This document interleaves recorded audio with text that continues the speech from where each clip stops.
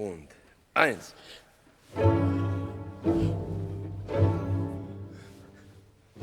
Ja, sehr schön Klang.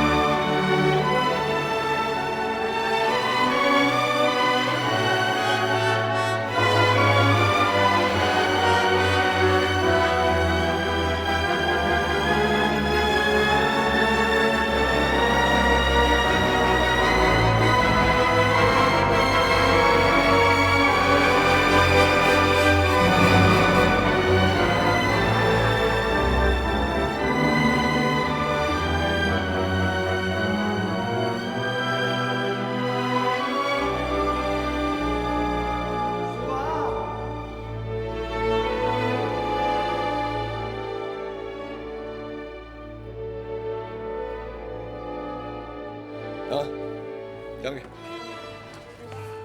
Danke. Herzlichen Dank.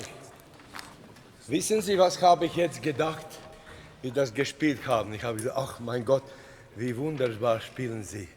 Das müssen wir nach Russland bringen und zeigen, wie muss man Tchaikovsky spielen.